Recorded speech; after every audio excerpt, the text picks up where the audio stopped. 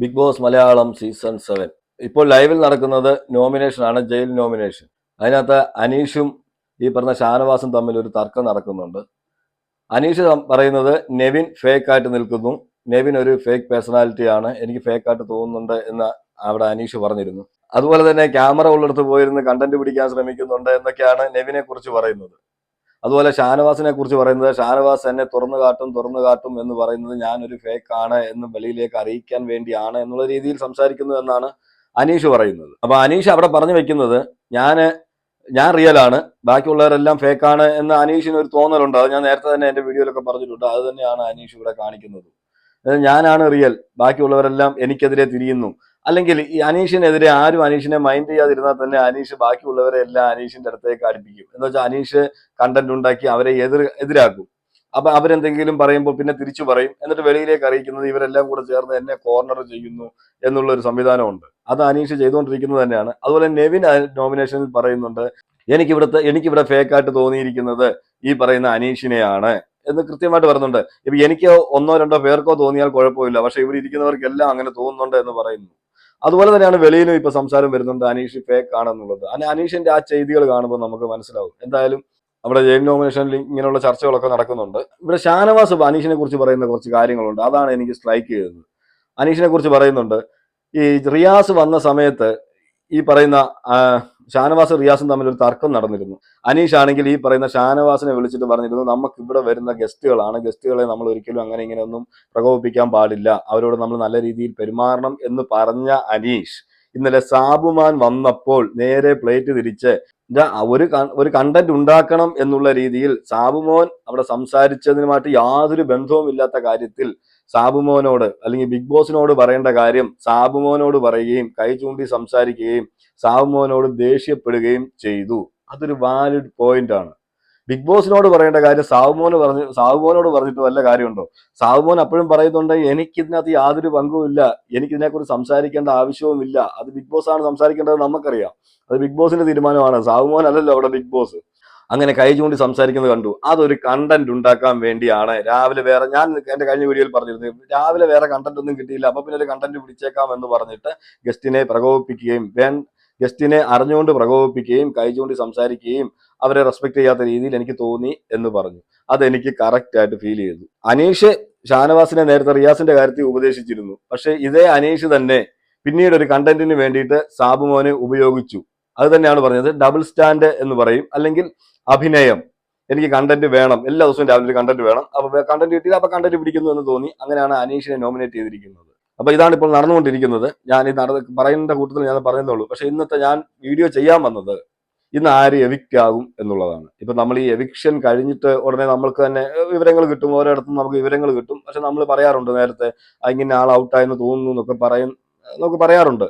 പക്ഷെ ഇപ്പോൾ നമുക്ക് അങ്ങനെ പറയാൻ പറ്റത്തില്ല. ലാലേട്ടൻ തന്നെ പറഞ്ഞിട്ടുണ്ട്, നിങ്ങൾ അങ്ങനെയൊന്നും പറയരുതെന്ന്. എനിക്ക് തോന്നുന്നു എവിക്ഷന്റെ കാര്യത്തിൽ അത് എല്ലാവരും അറിയും. ഇപ്പൊ ഇൻസ്റ്റാഗ്രാം നോക്കിയാലും ഫേസ്ബുക്ക് നോക്കിയാലും ഷൂട്ടിംഗ് കഴിഞ്ഞ ഉടനെ അവർ ഓരോരുത്തർ പോസ്റ്റ് ഒക്കെ ഇടും, ഇന്ന ആൾ എവിക്റ്റ് ആയി എന്നൊക്കെ. പക്ഷെ എനിക്ക് തോന്നുന്നു ലാലേട്ടൻ അതാണോ ഉദ്ദേശിച്ച് പറഞ്ഞത് എനിക്ക് സംശയമുണ്ട്. എന്താണെന്ന് വെച്ചാൽ വേറൊന്നുമല്ല, ഒരു ടാസ്ക് ഇപ്പൊ എവിക്ഷൻ കഴിഞ്ഞതിന് ശേഷം ഈ എവിക്ഷൻ എങ്ങനെയാണ് നടന്നത്, ആരാണ് ഏത് രീതിയിലാണ് എവിക്റ്റ് ചെയ്തത് എന്നൊക്കെ പുറത്തു വിടുന്നതുണ്ട്. എനിക്ക് തോന്നുന്നു അതൊക്കെ ആയിരിക്കാം. അതുപോലെ തന്നെ അടുത്ത ടാസ്ക് ഏതാണ്, ഇപ്പൊ അടുത്ത ആഴ്ച മുതൽ ഇന്ന ടാസ്ക് ആണ് തുടങ്ങുന്നത് എന്നൊക്കെ പറഞ്ഞിട്ട് ഓരോരുത്തർ വീഡിയോ ഇടുന്ന കാണാം. അപ്പൊ തന്നെ വീഡിയോ ഇട്ടിട്ട് നമ്മളെ അറിയിക്കുന്നത് അതൊക്കെ ആയിരിക്കാം. എന്ന് വെച്ചാൽ ഒരു സസ്പെൻസ് പൊളിയും എന്നുള്ള രീതിയിൽ. പക്ഷെ ഈ പറയുന്ന എവിക്ഷന്റെ സസ്പെൻസ് എന്തായാലും പൊളിയും. അതിപ്പോ കുറച്ചുകൂടെ കഴിഞ്ഞ് എവിക്ഷൻ കഴിഞ്ഞ നമുക്ക് ഇൻസ്റ്റാഗ്രാമോ ഫേസ്ബുക്കോ ഒക്കെ നോക്കിയാൽ നമുക്ക് മനസ്സിലാവും. പക്ഷെ അത് ഏത് രീതിയിലാണ് നടന്നത്, ലാലേട്ടൻ അവിടെ എന്താണ് സംസാരിച്ചത്, അവരെന്താണ് ചെയ്തത് എന്നൊക്കെ പറയുമ്പോൾ അത് ആ ഒരു ഷോയെ ബാധിക്കും.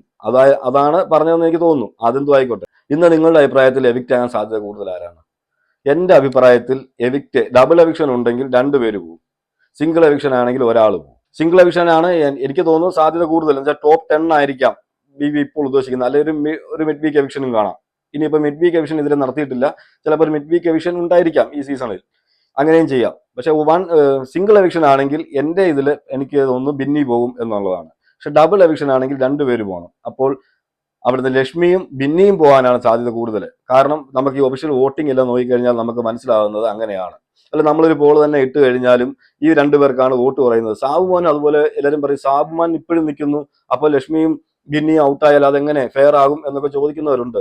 അതിനാണ് ഞാൻ ഉത്തരം പറഞ്ഞത്. ഞാൻ നേരത്തെ എന്റെ വീഡിയോകളിലൊക്കെ പറഞ്ഞിട്ടുണ്ട്, സാബുമാന് വോട്ട് കയറുന്നുണ്ട്. അത് ഏത് രീതിയിലും ആയിക്കോട്ടെ, സാബുമോൻ അവിടെ ഒരു നേർച്ചക്കോഴിയാണ്. ഈ നിവിന്റെ കാര്യം ഇന്നലെ മറ്റേ സാബുമോൻ പറഞ്ഞതുപോലെ, സാബു അബ്ദുൽ സമദ് പറഞ്ഞതുപോലെ നിവിൻ ഒരു നേർച്ചക്കോഴിയാന്ന് പറഞ്ഞ പോലെ തന്നെ ഈ പറയുന്ന സാബുമാനും ഒരു നേർച്ചക്കോഴിയാണ്. എന്നുവെച്ചാൽ മറ്റുള്ള കണ്ടസ്റ്റൻസിനെ തോപ്പിക്കാൻ വേണ്ടി, അല്ലെ ഇറക്കി വിടാൻ വേണ്ടി, മറ്റുള്ള കണ്ടസ്റ്റന്റിനെ പുറത്താക്കാൻ വേണ്ടി ഒരു വിഭാഗം ആൾക്കാർ സാബുമാന് ഗെയിം കളിച്ചാലും കളിച്ചില്ലെങ്കിലും വോട്ട് ചെയ്തുകൊണ്ടേ ഇരിക്കുന്നുണ്ട്. അതാണ് അവിടെ സംഭവിക്കുന്നത്. അതുപോലെ തന്നെ മറ്റൊരു കാര്യം, ബിന്നി പുറത്താകാനുള്ള കാര്യം. ബിന്നി കഴിഞ്ഞ ആഴ്ചയിലായിക്കോട്ടെ, അതിന് മുമ്പ് ആയിക്കോട്ടെ, ഹസ്ബൻഡ് വന്നതിന് ശേഷം ആയിക്കോട്ടെ, അവിടെ ബിന്നിയുടെ ഗെയിം നമ്മളെല്ലാം കണ്ടതാണ്. അതിന് മുന്നേ ഗെയിം ഒന്നുമില്ല, കുത്തിത്തിരിപ്പ് മാത്രമേ ഉള്ളൂ. അതിനുശേഷവും കുത്തിത്തിരിപ്പ് മാത്രമേ ഉള്ളൂ. അതിനുശേഷം ഈ അനീഷിനെയും ഷാനവാസിനും അനുമോൾക്കും സപ്പോർട്ട് ഉണ്ട് എന്ന് അറിഞ്ഞുകൊണ്ട് അവരുടെ കൂടെ നടന്ന കണ്ടന്റ് പിടിക്കാൻ നടക്കുന്ന ഒരാളായിട്ട് എനിക്ക് തോന്നിയിരുന്നു. അത് ഞാൻ എൻ്റെ വീഡിയോയിൽ പറഞ്ഞിട്ടുമുണ്ട്. അതിനുശേഷം ലാലേട്ടൻ വന്നിട്ട് ഞാൻ വീക്കെൻഡ് എപ്പിസോഡിൽ ആ കള്ളത്തരം, ഈ ഷാനവാസും ബിന്നിയും തമ്മിലുള്ള ഒരു വഴക്ക്, ആ വഴക്കിന്റെ കള്ളത്തരം പൊളിക്കുകയും അവിടെ ബിന്നി കള്ളത്തരം പറയുകയും ചെയ്തു. എന്ന് വെച്ചാൽ ബിന്നിയുടെ വീട്ടുകാരെയാണ് ഷാനവാസ് ആദ്യം പറഞ്ഞത് എന്ന് പറഞ്ഞിട്ട് അവരെ ടെസ്റ്റ് ചെയ്യാൻ ശ്രമിക്കുകയും അത് ലാലേട്ടൻ പറയുകയും ചെയ്തു, ഇതെല്ലാം പ്രേക്ഷകർ കണ്ടുകൊണ്ടിരിക്കുകയാണ്, നിങ്ങൾ കള്ളത്തരം പറഞ്ഞാലും പ്രേക്ഷകർ കണ്ടുകൊണ്ടിരിക്കുകയാണെന്നൊക്കെ പറഞ്ഞു. അവിടെ കള്ളത്തരം പറഞ്ഞത് ബിന്നിയാണ്. ബിന്നി ശരിക്കും ഒരു കുത്തിത്തിരിപ്പാണ്. പക്ഷെ അതിനുശേഷം ബിന്നി ടോട്ടലി ഡൗൺ ആയെന്ന് തോന്നി. ഈ ആഴ്ചയിലൊന്നും ഒരു കണ്ടന്റോ ഒന്നുമില്ല, ടോട്ടലി തകർന്നു. അതുപോലെ തന്നെ സാബുമാൻ വന്നിട്ട് ഇന്നലെ സാബുമാനും പറഞ്ഞു മിക്കവാറും പുറത്തു പോകേണ്ടതെന്നൊരു സൂചന ബിന്നിയാണെന്ന് പറയുകയും ചെയ്തു. അതോടെ ബിന്നി ടോട്ടലി പോയി. അപ്പം എങ്ങനെയാണെന്ന് നോക്കിയാലും ബിന്നി അവിടെ ഗെയിം ഒന്നും കളിക്കുന്നില്ല. നമുക്ക് ആദ്യം മുതൽ അറിയാം, നേരത്തെ പുറത്താകേണ്ട ആളാണ് ഈ ബിന്നി. എന്തുകൊണ്ട് ബിന്നി അവിടെ നിന്നു എന്ന് ചോദിച്ചു കഴിഞ്ഞാൽ എനിക്കറിയാം, ബിന്നിയേക്കാൾ നല്ല ഗെയിം കളിക്കുന്നവരെല്ലാം പുറത്തുപോയി. അപ്പം ബിന്നി ആയിരിക്കാം ഏറ്റവും ആദ്യം പുറത്താകാൻ സാധ്യത കൂടുതൽ ബിന്നി ആയിരിക്കാം. അതുപോലെ ലക്ഷ്മിയുടെ കാര്യം പറഞ്ഞതും, ലക്ഷ്മിയും ഇതുപോലെ തന്നെയാണ്. ബിന്നിയുടെ കൂടെ നിന്ന് ഗെയിം കളിക്കും. ബിന്നിയും ലക്ഷ്മിയും ഒരു കാറ്റഗറിയിൽ തന്നെ പൊയ്ക്കൊണ്ടിരിക്കുകയാണ് ഇപ്പോൾ. വേറൊന്നുമല്ല, ബിന്നിയെ ലക്ഷ്മി സപ്പോർട്ട് ചെയ്യും, ലക്ഷ്മിയെ ബിന്നി സപ്പോർട്ട് ചെയ്യും. എന്ന് വെച്ചാൽ ലേഡീസിനെ ഞങ്ങളാണ് ലേഡീസിന് വേണ്ടി സംസാരിക്കുന്നത്, ലേഡീസിന് എന്തെങ്കിലും വിഷയം വന്നു കഴിഞ്ഞാൽ അപ്പ ചാടി വീഴും. മനസ്സിലായില്ലേ? ഈ ലക്ഷ്മിക്ക് അങ്ങനെ ഒരു സ്വഭാവം ഉണ്ട്. ലക്ഷ്മിക്ക് കുറച്ച് പേരെ അവിടെ ഇഷ്ടമല്ല, പക്ഷെ അവരുമായിട്ട് ഗെയിം ഒന്നും കളിക്കുന്നില്ല. അവിടെ ഇവിടെയും പോയിരുന്നുകൊണ്ട് മറ്റുള്ളവരിലേക്ക് വിഷം കുത്തി വെക്കുക എന്നുള്ളതാണ്. കൂടുതലും ഉപയോഗിക്കുന്നത് സാബുമാനെയാണ്. സാബുമാനോടൊക്കെ പോയിട്ട് അക്ബറിനെ കുറിച്ച് പറയുക, ഷാനവാസിനെ കുറിച്ച് പറയുക, അല്ലെങ്കിൽ അനുമോളെ കുറിച്ച് പറയുക, ആദില നൂറയെ കുറിച്ച് പറയുക. ഇതൊക്കെ അവരോട് മാത്രമേ പറയുന്നുള്ളൂ. പക്ഷെ അവരുമായിട്ട് നേരിട്ട് ഒരു സംസാരത്തിനോ കാര്യത്തിനോ ഒന്നും പോകുന്നില്ല. അതുപോലെ തന്നെ പറയുന്നുണ്ട് ആർട്ടിഫിഷ്യലായിട്ട് നിൽക്കുന്നു എന്നുള്ളത് ഈ ലക്ഷ്മി. അത് ശരിയാണ്. ലക്ഷ്മി ചിരിക്കുന്നത് തന്നെ ആർട്ടിഫിഷ്യലാണ്, നമുക്കും കാണുമ്പോൾ തോന്നും. ലക്ഷ്മി ആ ചിരിയിലൂടെയാണ്, എന്ന് വെച്ചാൽ പുല്ലുവില എന്നുള്ള രീതിയിൽ ഒരു ചിരി ഉണ്ടല്ലോ. ആര് ലക്ഷ്മിയെ കുറിച്ച് നെഗറ്റീവ് പറഞ്ഞാലും, ലക്ഷ്മിക്കെതിരെ ആരെങ്കിലും സംസാരിച്ചാലും ലക്ഷ്മി ഒരു ചിരിയിൽ അങ്ങ് ഒതുക്കും. ആ ചിരിയൊക്കെ ഒരു ആർട്ടിഫിഷ്യലായിട്ട് എനിക്ക് തോന്നിയിട്ടുണ്ട്. അതുപോലെ തന്നെ ലക്ഷ്മി അവിടെ ലക്ഷ്മിക്ക് ഗെയിമില്ല. സാബുമോൻ ഒന്നുമില്ലെങ്കിൽ ടാസ്കിലൊക്കെ നല്ല പെർഫോം ചെയ്യുന്നുണ്ട്. ഇപ്പം നമ്മൾ കൊടുത്ത ആ 2 ടാസ്കുകൾ മെയിനായിട്ട് എടുത്ത് പറയുകയാണെങ്കിൽ, ഒരു പ്രതിമയായിട്ട് നിന്ന ആ ടാസ്ക്, അതുപോലെ തന്നെ രണ്ടാമത് കഴിഞ്ഞ ആഴ്ച കൊടുത്ത ഭൂതത്തിന്റെ ടാസ്ക്, ഇതെല്ലാം വളരെ കൃത്യമായിട്ട് ചെയ്യാൻ പറ്റി. അതൊരു പോസിറ്റീവ് തന്നെയാണ്. അപ്പം സാബുമാൻ ഒന്നും ചെയ്യുന്നില്ല എന്ന് പറയുന്നതിൽ കാര്യമില്ല. പക്ഷെ സാബുമാൻ ആ ടാസ്കിലൊക്കെ നല്ലപോലെ കളിക്കുന്നുണ്ട്. എന്നാലും സാബുമാൻ അവിടെ നിന്ന് എപ്പോഴേ പോകേണ്ട ഒരാളാണ്. പക്ഷെ നിൽക്കാൻ കാരണം ഈ പറഞ്ഞതുപോലെ മറ്റുള്ളവരെ പുറത്താക്കാൻ വേണ്ടിയിട്ട് ബാക്കിയുള്ളവർ വോട്ട് ചെയ്യുന്നു. പിന്നെ ബിഗ് ബോസിന് ഇങ്ങനെ ഒരാൾ വിന്നറായി വരട്ടെ എന്ന് പറഞ്ഞിട്ട് ഈ പുറത്തായ കണ്ടസ്റ്റൻസിന്റെ ഒക്കെ ആൾക്കാർ വോട്ടും കൊടുക്കുന്നുണ്ട്. അപ്പൊ സാബുമാൻ അത്യാവശ്യം വോട്ടൊക്കെ നേടി അവിടെ നിൽപ്പുണ്ട്. എന്തായാലും ഇനി വരും ദിവസങ്ങളിൽ സാബുമാൻ ഔട്ടാകാൻ ചാൻസ് കൂടുതലാണ്. എന്ന് വെച്ചാൽ അത്രയ്ക്ക് വലിയ ഒരു സ്വന്തമായ ഒരു ഫാൻ ബേസ് ഒന്നും ഉണ്ടാക്കാൻ കഴിഞ്ഞിട്ടില്ല. പക്ഷെ മറ്റുള്ളവരുടെ, ഞാൻ നേരത്തെ പറഞ്ഞതുപോലെ മറ്റുള്ളവരെ പുറത്താക്കാൻ വേണ്ടിയിട്ട് ബാക്കിയുള്ളവർ കളിക്കുന്ന കളിയിൽ അവിടെ നിന്ന് പോകുന്ന ആളായിട്ടാണ് എനിക്ക് സാബുമാനെ തോന്നുന്നത്. എന്തായാലും നിങ്ങൾക്ക് ആരാണ് പുറത്താകുമെന്ന് തോന്നുന്നത്? എനിക്ക് പറയാനാണെങ്കിൽ ഞാൻ ഫസ്റ്റ് പറയുന്നത് ബിന്നിയെയും, സെക്കൻഡ് ലക്ഷ്മിയെയും ഞാൻ പറയും. അവർക്കാണ് ചാൻസ് കൂടുതൽ. പിന്നെ ഇതിനകത്തൊരു ട്വിസ്റ്റ് വന്നു കഴിഞ്ഞാൽ ചിലപ്പോൾ നെവിൻ പുറത്തായേക്കാം. ലക്ഷ്മിയുടെ സ്ഥാനത്ത് ചിലപ്പോൾ നെവിൻ പുറത്തായേക്കാം എന്ന് മാത്രമേ ഉള്ളൂ, 2 എവിക്ഷൻ ഉണ്ടെങ്കിൽ. പക്ഷേ സിംഗിൾ എവിക്ഷൻ ആണ് ചാൻസ് കൂടുതലെന്ന് എനിക്ക് തോന്നുന്നു. ഓക്കെ, അതുകൊണ്ടാണ് ഞാൻ പറഞ്ഞത് ബിന്നി എന്തായാലും പുറത്താകുമെന്നാണ് എൻ്റെ അഭിപ്രായം.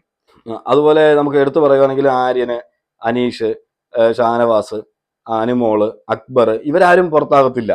നമുക്കറിയാം, അവർ അത്യാവശ്യം കണ്ടന്റ് വരികയും ബിഗ് ബോസ് എന്നൊരു ഷോയെ ഇപ്പം മുന്നോട്ട് കൊണ്ടുപോകുന്നത് തന്നെ സത്യത്തിൽ ഇവരൊക്കെയാണ്. ഒരു നെഗറ്റീവ് ഗെയിമാണ് അക്ബർ കളിക്കുന്നതെങ്കിലും അക്ബറിന് അത്യാവശ്യം ഫാൻസും കാര്യങ്ങളൊക്കെ ഉണ്ട്. അക്ബർ സ്വന്തമായിട്ടുണ്ടാക്കിയ ഫാൻസ് ഉണ്ട്. പിന്നെ PR-കളുണ്ട്, അതെല്ലാത്തിലും ഉണ്ട്. PR-നെ കുറിച്ച് നമ്മൾ ഇനി സംസാരിക്കേണ്ട ആവശ്യമില്ല, അതെല്ലാവർക്കും ഒക്കെ ഉള്ളതാണ്. അതുപോലെ അനീഷിനും ഇതുപോലെ തന്നെ ഒരു കണ്ടന്റുകളൊക്കെ തരാൻ ശ്രമിക്കുന്നുണ്ട്. ഫേക്കായിട്ടാണ് നിൽക്കുന്നത് എന്ന് എല്ലാവരും പറയുമ്പോഴും ഫേക്കായിട്ടാണ് നിൽക്കുന്നത് എനിക്ക് അങ്ങനെ തോന്നിയിട്ടുണ്ടെങ്കിലും അത്യാവശ്യം കണ്ടന്റ് ഒക്കെ തരുന്നുണ്ട്. രാവിലെ എഴുന്നേറ്റ് വൈകുന്നേരം വരെ എന്തെങ്കിലുമൊക്കെ കയറി കണ്ടന്റ് തരുന്നുണ്ട്. അതുപോലെ തന്നെ അനുമോള്, ഇവരാരും പുറത്താകാൻ ചാൻസ് കുറവാണ്. അതുപോലെ ആദിലയും നൂറയും ഇപ്രാവശ്യം എവിക്ഷനിൽ ഇല്ല.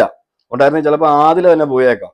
ആദിലുണ്ടായിരുന്നെങ്കിൽ ആദിലേക്കും പോകാൻ ചാൻസ് കൂടുതലായിരുന്നു. എന്തായാലും ഈ പറയുന്ന 3 പേരാണ് ഡേഞ്ചറസ് സോണിൽ. ഞാൻ നോക്കിയിട്ട് ലക്ഷ്മി, ബിന്നി, നെവിൻ. അതിനകത്ത് ഏറ്റവും കൂടുതൽ ചാൻസ് സിംഗിൾ എവിക്ഷൻ ആണെങ്കിൽ ബിന്നിയും, ഡബിൾ എവിക്ഷൻ ആണെങ്കിൽ ലക്ഷ്മിയും ബിന്നിയും കൂടെ പോകാനാണ് ചാൻസ്. പിന്നെ എന്തെങ്കിലും ട്വിസ്റ്റ് ഉണ്ടാവുകയാണെങ്കിൽ നെവിൻ പോവാം.